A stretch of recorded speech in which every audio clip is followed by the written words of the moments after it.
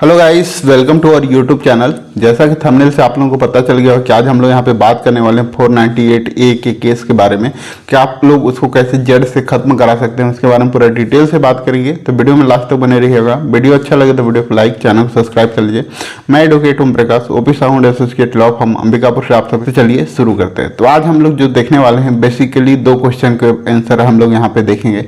पहला क्वेश्चन ये है कि क्या आपके ऊपर कोई भी गलत तरीके से FIR दर्ज हो जाता है 498A का केस का, या अदर कोई भी FIR अगर दर्ज होता है तो क्या आप उसको वहाँ पे जड़ से खत्म करा सकते हैं बिना ट्रायल को फेस किए हुए, बिना कोर्ट में जाए हुए। तो उसके बारे में पूरा हम लोग यहाँ पे देखेंगे। पहला क्वेश्चन ये है। दूसरा है कि अगर आपने कोई 482 के तहत क्रॉसिंग में चले गए हैं हाई कोर्ट में, और उसके बाद जो है पुलिस के द्वारा चालान की कॉपी है, चार्जशीट है, वो अगर न्यायालय में सबमिट कर देते हैं, तो क्या आपका वहाँ पे 482 का केस है वो वहाँ पे चलेगा या वहाँ पर से डिसमिस हो जाएगा on the basis of this कि आपका जो ट्रायल है उसको आपको फेस करना पड़ेगा क्योंकि चालान वहाँ पे जमा हो गया है।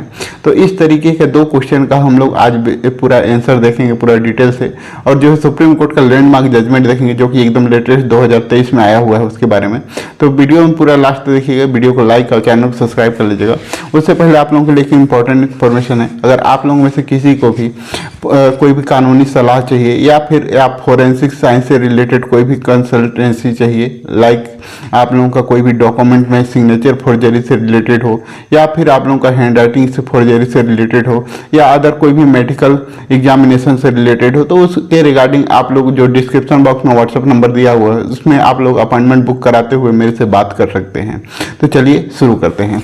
आज का जो हम लोग का यहाँ पे क्वेश्चन है कि जो है 482 को आप जड़ से खत्म कर सकते हैं कि नहीं। तो उसके लिए जो है आंसर है यहाँ पे कि हाँ किया जा सकता है। कैसे कर सकते हैं उसके बारे में यहाँ पे जो सुप्रीम कोर्ट का एक लैंडमार्क जजमेंट बताया हुआ है जो कि यहाँ पे है अभिषेक वर्सेस स्टेट ऑफ MP 2023 23 अगस्त 2023 का ये जजमेंट है। तो उसको आप लोग देख सकते हैं, जो डिस्क्रिप्शन बॉक्स में वहाँ पे इसका जजमेंट का लिंक है उसको आप लोग जाकर पढ़ भी सकते हैं। तो चलिए इसके कुछ फैक्ट के बारे में बात कर लेते हैं।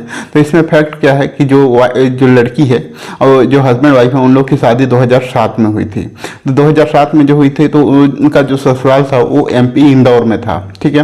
तो शादी के बाद वह कुछ दिन के लिए वो इंदौर में आके रही और वो पेशे से टीचर थी, और कुछ दिन रही, जैसे 2-4 दिन, एक सप्ताह आसपास वहाँ पे रही। जो उसके हस्बैंड थे वो फिल्म इंडस्ट्री में काम करते थे मुंबई में। तो कुछ दिन बाद वहाँ रहने के बाद वो दोनों वहाँ मुंबई में शिफ्ट हो गए। मुंबई में जब शिफ्ट हो गए तो वहाँ पे जो उनकी वाइफ है उन्होंने कुछ आरोप लगाया अपने हस्बैंड के ऊपर कि वो वहाँ पे दहेज के लिए प्रताड़ित कर रहे हैं, क्रूएल्टी कर रहे हैं। इसीलिए वो जो है 2009 में अपने पति को छोड़ के 2009 में वो अपने मायके आ गई, यानी अपने मम्मी पापा के पास आ गई।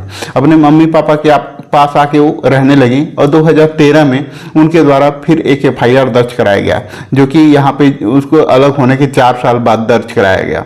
तो उसमें जो दर्ज कराया गया वो अपने हस्बैंड के खिलाफ, उनके 2 भाई ब्रदर इन लॉ के खिलाफ, दो ब्रदर इन लॉ थे उनके खिलाफ कराया गया, और एक उनकी सासू माँ के खिलाफ यहाँ पे FIR दर्ज कराया गया 498A के तहत। अब यहाँ पे समझते हैं कि 498A कब दर्ज होता है। जब कोई भी लड़की को अगर कोई भी दहेज के लिए अगर प्रताड़ित कर रहे हैं, उसको क्रूएल्टी कर रहे हैं, तो तब उस कंडीशन में 498A का केस दर्ज होता है। जैसे ही FIR दर्ज हुआ उसके बाद जो उनके हस्बैंड के भाई हैं, ब्रदर इन लॉ हैं, और उनकी मम्मी हैं, उनके द्वारा MP हाई कोर्ट में क्रॉसिंग के लिए 482 के साथ चले गए। और उनके द्वारा कहना यह था कि वो जब हम लोग के साथ यहाँ पे आके कभी रही ही नहीं है, और साथ ही ये था कि जो उनके जो भाई थे, उनके हस्बैंड के जो भाई थे वो भी वहाँ पे इंदौर में नहीं रहते थे, बल्कि वो कहाँ दिल्ली में रहते थे। वो कभी कभार वहाँ पे आते थे, तो उनके ऊपर कैसे जो है 498A का केस दर्ज हो सकता है। और जो उनके एक भाई थे वो वहाँ पे जुडिशियल में जज थे, जिनके लिए ऑलरेडी जो उनकी वाइफ है उनके द्वारा कंप्लेन किया गया था उनके खिलाफ कि वो गलत तरीके से जो भी है उनके खिलाफ वहाँ पे एनोनिमस लेटर के थ्रू वहाँ पे कंप्लेंट किया गया था। तो चलिए अब यहाँ पे जो है 482 का जो इन लोग का जो केस था वो वहाँ पे पेंडिंग था हाई कोर्ट में। उसी के दौरान जो है यहाँ पे जो है पुलिस के द्वारा उनके खिलाफ जो चार्जशीट था वो हस्बैंड और उनके घर वालों के सभी के खिलाफ वहाँ पे चार्जशीट दाखिल कर दिया गया।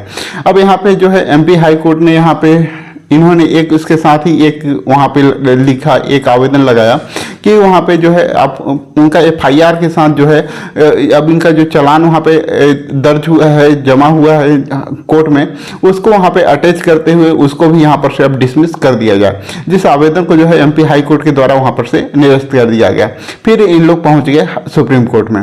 जब सुप्रीम कोर्ट ने इस चीज़ को पूरा देखा और इस चीज़ को माना कि अगर जो है अगर कोई भी चालान अगर जमा कर दिया जाता है, चार्जशीट जमा कर दिया जाता है during the pendency of 482 case का, उसके बाद भी जो है उनके उस पे केस पे कोई भी इफेक्ट नहीं पड़ेगा। इसलिए जो है MP हाई कोर्ट ने जो जजमेंट दिया वो पूरी तरीके से गलत है। और साथ ही जो है सुप्रीम कोर्ट ने प्रीवियस जो लैंडमार्क जजमेंट थे उनका भी यहाँ पर से रेफरेंस लिया, जिसको आप लोग वहाँ पे जो जजमेंट है उसमें देख सकते हैं। तो उसमें से भी इस चीज़ को माना कि 482 का यहाँ पे कोई भी इफेक्ट नहीं पड़ेगा अगर चालान जमा भी हो जाता है तब भी, क्योंकि वहाँ पे जो है उनके खिलाफ अगर कोई गलत तरीके से FIR दर्ज किया गया है, फर्जी FIR दर्ज किया गया है, तो वो लोग 482 के तहत क्वासिंग में जा सकते हैं और क्वास हो सकता है। अब यहाँ पे पहला हम लोग का जो क्वेश्चन का आंसर था वो यहाँ पे मिल गया कि अगर कोई भी चालान जमा हो जाता है तब भी आप लोग इसको 482 के तहत आप लोग यहाँ पे क्वासिंग के लिए जा सकते हैं। अगर आपके भी केस में अगर कोई ऐसा हो कि आपने कोई FIR दर्ज क्वासिंग के लिए वहाँ पे लगाया हो हाई कोर्ट में और वहाँ पे जो है चालान जमा हो गया हो, तो इस जजमेंट का आप यूज करते हुए आप अपने आवाज़ को वहाँ पे हाई कोर्ट में बुलंद कर सकते हैं जो है, ताकि आप लोगों का वहाँ पे जो है जो क्वेश्चन के लिए लगाए हुए हैं वो वहाँ पे जजमेंट वहाँ पे हो सके, वो वहाँ पर से रिजेक्ट ना हो। तब नेक्स्ट हम लोग का यहाँ पे जो क्वेश्चन था कि उसको जोर से खत्म किया जा सकता है कि नहीं। अब यहाँ पे जो है यहाँ पे देखा गया उनके द्वारा, सुप्रीम कोर्ट के द्वारा, कि जो उनकी वाइफ द्वारा एलिगेशन लगाया गया है वो यहाँ पे 4 साल के बाद लगाया गया है। मतलब 2009 से वो अलग हुई हैं, उसके बाद से 4 साल तक उनके ऊपर कोई भी एलिगेशन नहीं है और उस बीच में भी कोई एलिगेशन नहीं है कि उनके बीच में कुछ उनके द्वारा कोई डिमांड किया गया हो या उनको प्रताड़ित किया गया हो, कुछ भी इस प्रकार का एलिगेशन नहीं था। और साथ ही जो उनके द्वारा स्टेटमेंट भी था वो भी कॉन्ट्राडिक्ट था, ठीक है, यानी विरोधाभास। तो जो भी उनके द्वारा स्टेटमेंट पुलिस को भी दिया जा रहा था वो भी यहाँ पे जो उनके ऊपर जो आरोप लगाया हुआ था वो भी कॉन्ट्राडिक्ट कर रहा था, यानी उसको सपोर्ट नहीं कर रहा था। और साथ ही यहाँ पे देखा गया कि और हस्बैंड के घर वालों के साथ नहीं रही हैं, और जो हस्बैंड के साथ वहाँ रही है तो इनके खिलाफ जो भी था, जो हस्बैंड के भाई थे और उनके मम्मी के खिलाफ, उसको यहाँ पर से हाई कोर्ट के सुप्रीम कोर्ट के द्वारा क्वाश कर दिया गया और यहाँ पर जो है उनको रिलीफ मिला।